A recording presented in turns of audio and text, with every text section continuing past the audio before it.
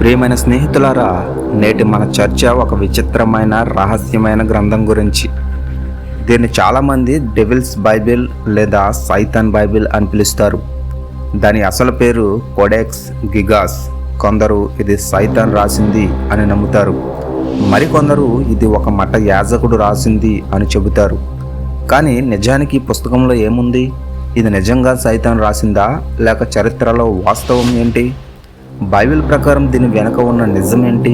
ఈ వీడియోలో మనం కోడెక్స్ గిగాస్ అనే ఈ రహస్యమైన గ్రంథం గురించి పూర్తిగా తెలుసుకుందాం. మన ఛానల్ను సబ్స్క్రైబ్ చేయండి, అనేక మందికి షేర్ చేయండి, మరి ముఖ్యంగా లైక్ చేయడం మర్చిపోకండి.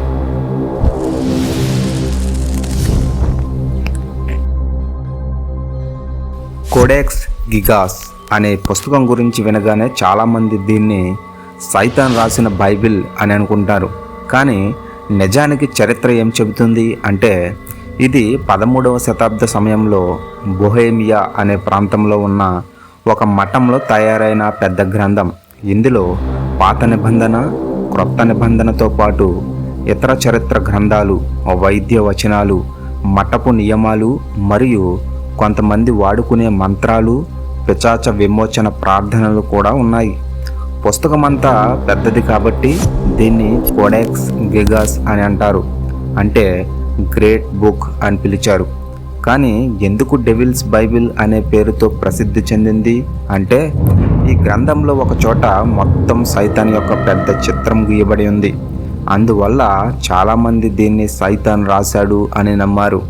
కథనం ప్రకారం ఒక మత యాజకుడు తన వ్రతాలను ఉల్లంఘించి శిక్షకు గురయ్యాడు. ప్రాణం కాపాడుకోవడానికి అతను ఒక రాత్రిలోనే ప్రపంచంలోని జ్ఞానమంతా కలిగిన పుస్తకం రాస్తానని వాగ్దానం చేశాడు. కానీ అది అసాధ్యమని గ్రహించి అర్ధరాత్రి సైతాన్ను పిలిచి సహాయం కోరాడు. తన ఆత్మను ఇచ్చే బదులు సైతాన్ ఆ పుస్తకాన్ని పూర్తి చేయడంలో సహాయం చేశాడని కథ చెబుతుంది.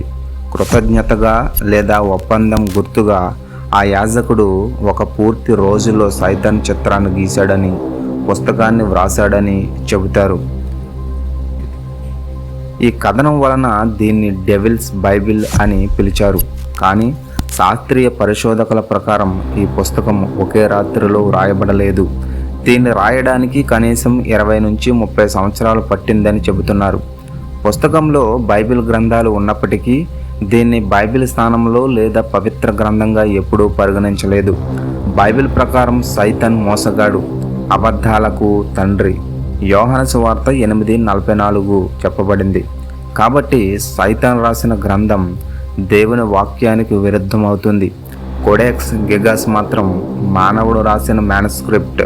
కానీ అందులో సైతాన్ చిత్రాన్ని చేర్చడం వలన దానికి భయంకరమైన పేరు వచ్చి అది ఒక లెజెండ్గా మారింది.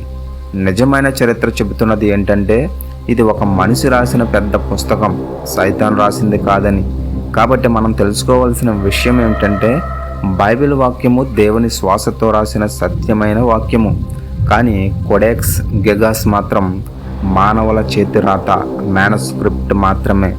దానిని సైతాన్ రాసింది అనే మాట కేవలం ఒక అపోహ, ఒక మెదకం మాత్రమే. Thank you. దేవుడు మిమ్మల్ని దీవించి ఆశీర్వదించును గాక. ఆమేన్.